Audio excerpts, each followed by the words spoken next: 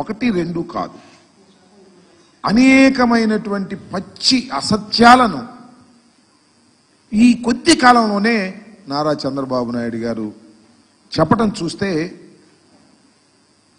చాలామంది కొత్త వాళ్ళకి ఆశ్చర్యం వేస్తుంది.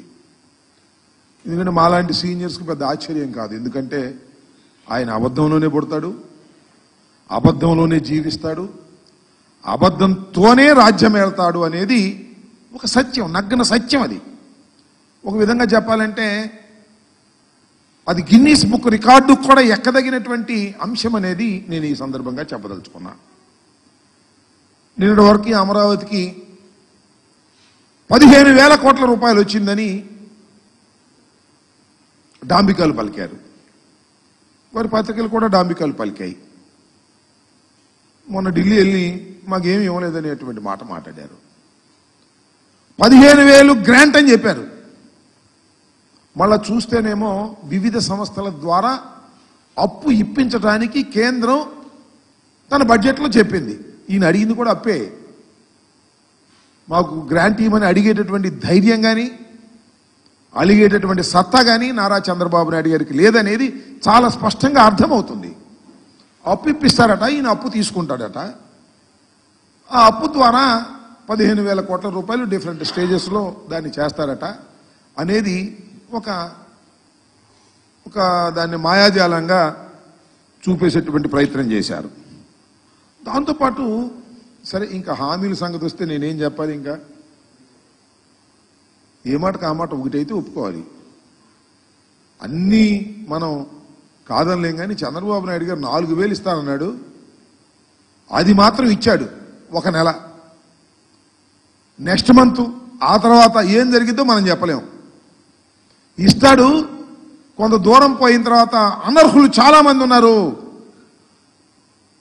జగన్మోహన్ రెడ్డి గారు అనర్హులకే ఇచ్చేశాడు, కాబట్టి అనర్హుల్ని ఏరివేస్తామని చెప్పేసి వాళ్ళలో కొంతమందిని ఏరివేసినా ఆశ్చర్యపడవలసినటువంటి అవసరం లేదు అని ఈ సందర్భంగా నేను చెప్పదలుచుకున్నా. ఇంకా గ్యాస్ సిలిండర్ల పని, ఆ సూపర్ 6 పని నేనేం ప్రత్యేకంగా చెప్పాల్సిన అవసరం లేదు. అది ఆ రోజునే చెప్పాము, అది సూపర్ 6 కాదు, అది సూపర్ చీటింగ్ అని. అదే చీటింగ్కి వాళ్ళ చంద్రబాబు నాయుడు గారు మాట్లాడుతున్నాడు. మనం చాలా ఆశ్చర్యం, అసెంబ్లీలో మాట్లాడుతున్నాడు. మేము సూపర్ 6 అని అనేక హామీలు ఇచ్చాం. ఆ హామీలన్నీ చూస్తుంటే ఆ పైన స్క్రీన్ మీద అసెంబ్లీలో భయం వేస్తుంది అన్నాడు. మరి సంపద సృష్టించేటటువంటి యోధాన యోధుడు, ఆర్థిక శాస్త్రంలో నిపుణుడు, ఎకనామిక్స్ చదివినటువంటి వ్యక్తి, ఆయన ఇచ్చేటప్పుడు భయం వేయలేదంట, అమలు చేసేటప్పుడు భయం వేస్తుందంట. ఇచ్చేటప్పుడేమో జగన్మోహన్ రెడ్డి గారి కన్నా ఎక్కువ ఇచ్చేయాలి, అది అవుద్దో కాదో తెలియకోకుండా ఇచ్చేసేయటం. ఇప్పుడేమో మాకు అవి చూస్తుంటే భయం వేస్తుంది అనేటువంటి మాట మాట్లాడతాం. ఎన్నికలకు ముందు ఇచ్చి మాట, ఎన్నికల తరువాత భయం వేస్తుంది. సోదరులారా, ప్రజలారా, మీరే ఆలోచించండి అని అంటున్నాడే ప్రజలు. ఆ ప్రజలకు నిన్ను చూస్తే రోతేస్తుందయ్యా.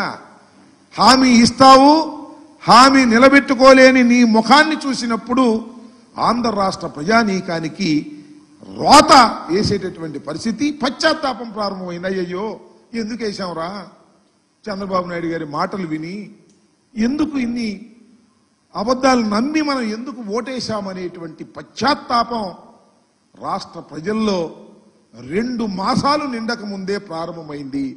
ఇది చరిత్రలో ఒక గొప్ప అంశమని ఈ సందర్భంగా నేను మనవి చేస్తున్నా.